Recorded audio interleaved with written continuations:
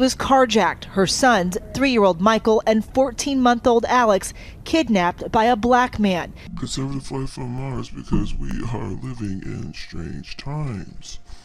I want to reflect on the tragedy of Susan Smith.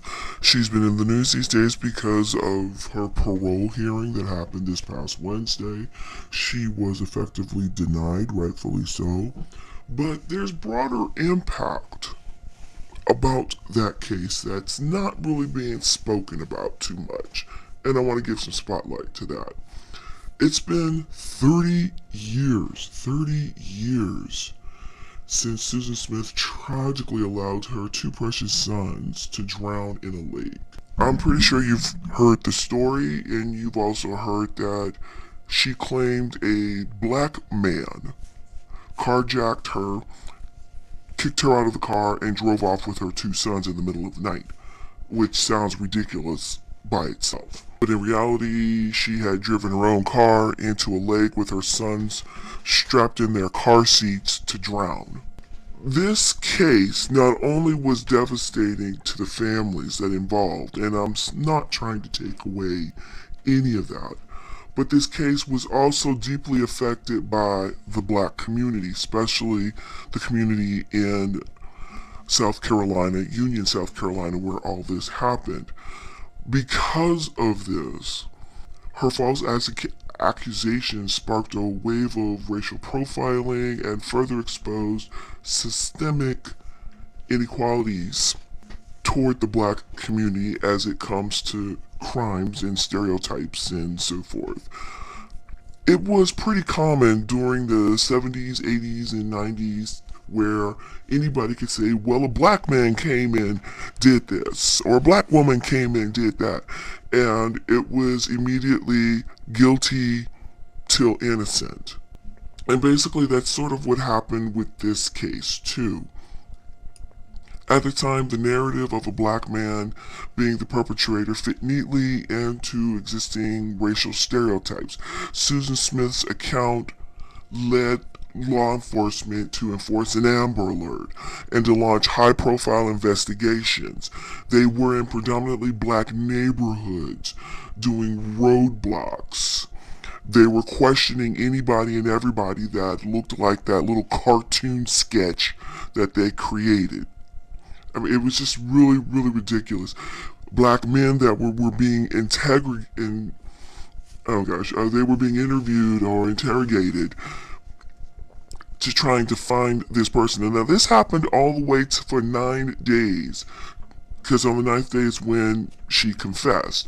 And during this time, the police were in the black neighborhoods, but they also knew that her story didn't stand up to the smell test. It was very shaky at best.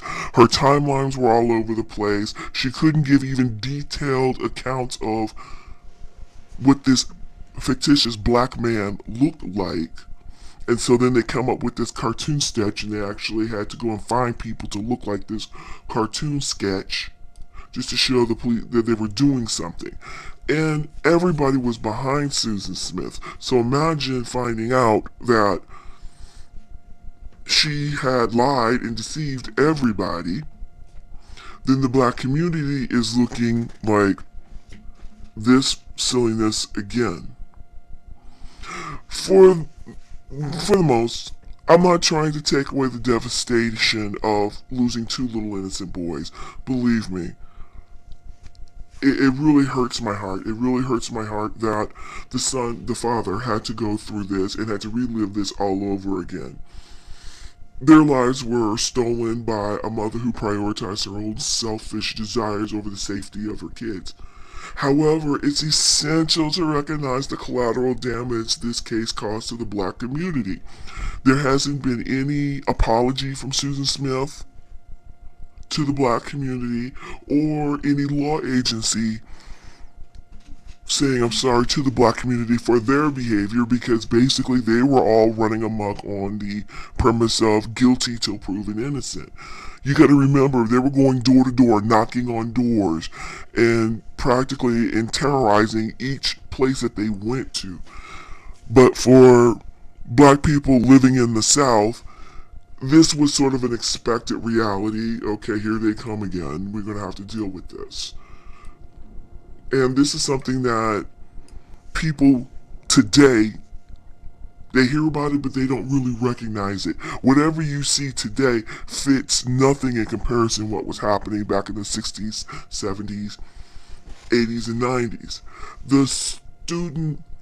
The Susan Smith case is a powerful and painful reminder of how prejudice and systematic racism can amplify the impact of an already existing and devastating event. It calls us to reflect on the past and continue challenging stereotypes and inequalities.